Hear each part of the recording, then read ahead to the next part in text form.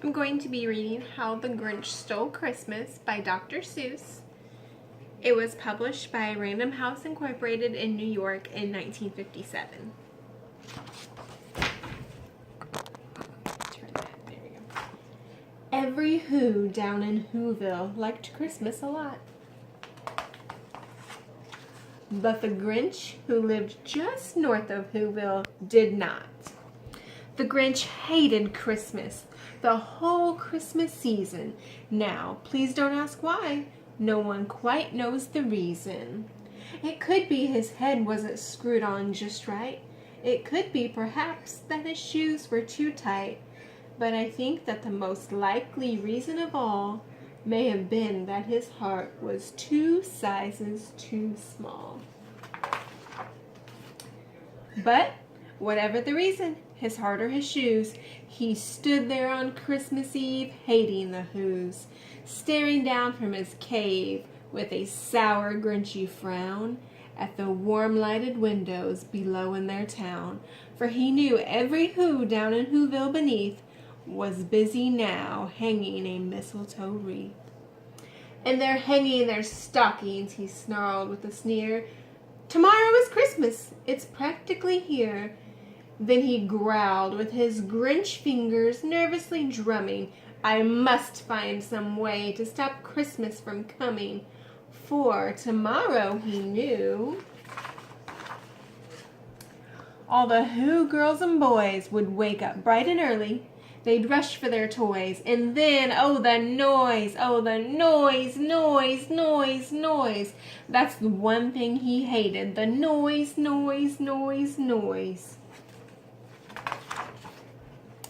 Then the Who's young and old would sit down to a feast, and they'd feast, and they'd feast, and they'd feast. They would feast on Who pudding and rare Who roast beast, which was something the Grinch couldn't stand in the least. And then they'd do something he liked least of all. Every Who down in Whoville, the tall and the small, would stand close together with Christmas bells ringing. They'd stand hand in hand and the Whos would start singing. They'd sing and they'd sing and they'd sing. And the more the Grinch thought of this Who Christmas sing, the more the Grinch thought, I must stop this whole thing. Why, for 53 years I've put up with it now. I must stop this Christmas from coming. But how? Then he got an idea, an awful idea. The Grinch got a wonderful, awful idea. I know just what to do, the Grinch laughed in his throat, and he made a quick Santa Claus hat and a coat. He chuckled and clucked, what a great Grinchy trick. With this coat and this hat, I'll look just like Saint Nick. All I need is a reindeer. The Grinch looked around, but since reindeer are scarce, there was none to be found. Did that stop the old Grinch? Nope, the Grinch simply said, if I can't find a reindeer, I'll make one instead. So he called his dog Max. Then he took some red thread and he tied a big horn on the top of his head. Then he loaded some bags and some old empty sacks on a ramshackle sleigh, and he hitched up old Max. Then the Grinch said, giddy up, and the sleigh started down toward the homes where the Whos lay a snooze in their town. All their windows were dark, quiet snow filled the air. All the Whos were all dreaming sweet dreams without care. When he came to the first little house on the square, this is stop number 1, the old Grinchy Claus hissed, and he climbed to the roof, empty bags in his fist. Then he slid down the chimney, a rather tight pinch, but if Santa could do it, then so could the Grinch. He got stuck only once, for a moment or two, then he stuck his head out of the fireplace flue, where the little Who stockings all hung in a row. These stockings, he grinned, are the first things to go. Then he slithered and slunk with a smile most unpleasant around the whole room, and he took every present. Pop guns and bicycles, roller skates, drums, checkerboards, tricycles, popcorn, and plums, and he stuffed them in bags. Then the Grinch very nimbly stuffed all the bags one by one up the chimbley. Then he slunk to the icebox. He took the Who's feast. He took the Who pudding. He took the roast beast. He cleaned out that icebox as quick as a flash. Why, the Grinch even took their last can of Who hash. Then he stuffed all the food up the chimney with glee. And now, grinned the Grinch, I will stuff up the tree. And the Grinch grabbed the tree and he started to shove, when he heard a small sound like the coo of a dove.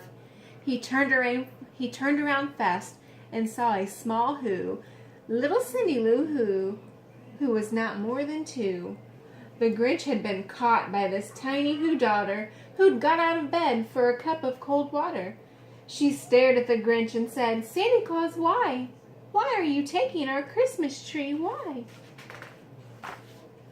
But you know that old Grinch was so smart and so slick, he thought up a lie, and he thought it up quick. "Why, my sweet little tot," the fake Santa Claus lied, "there's a light on this tree that won't light on one side, so I'm taking it home to my workshop, my dear. I'll fix it up there, and I'll bring it back here." And his fib fooled the child. Then he patted her head, and he got her a drink, and he sent her to bed. And when Cindy Lou Who went to the bed with her cup, he went to the chimney and he stuffed the tree up. Then the last thing he took was the log for their fire. Then he went up the chimney himself, the old liar. On their walls he left nothing but hooks and some wire. And the one speck of food that he left in the house was a crumb that was even too small for a mouse. Then he did the same thing to the other Who's houses, leaving crumbs much too small for other Who's mouses.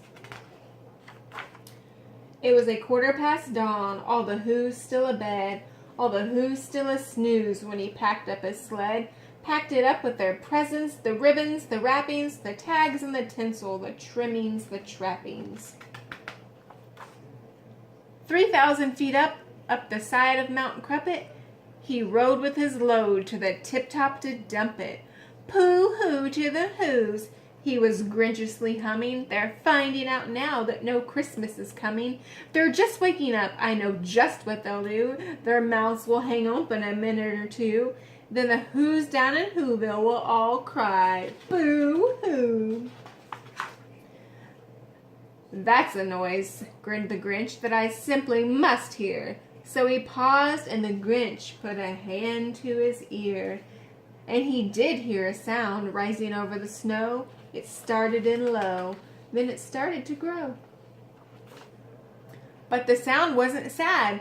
Why, this sound sounded merry. It couldn't be so, but it was merry, very. He stared down at Whoville. The Grinch popped his eyes. Then he shook. What he saw was a shocking surprise. Every Who down in Whoville, the tall and the small, was singing without any presents at all. He hadn't stopped Christmas from coming. It came. Somehow or other, it came just the same. And the Grinch, with his Grinch feet ice cold in the snow, stood puzzling and puzzling. How could it be so? It came without ribbons. It came without tags. It came without packages, boxes, or bags. And he puzzled 3 hours till his puzzler was sore. Then the Grinch thought of something he hadn't before. Maybe Christmas, he thought, doesn't come from a store. Maybe Christmas, perhaps, means a little bit more. And what happened then? Well, in Whoville, they say that the Grinch's small heart grew 3 times that day. In the minute his heart didn't feel quite so tight, he whizzed with his load through the bright morning light, and he brought back the toys and the food and the feast. And he, himself, the Grinch, carved the roast beast.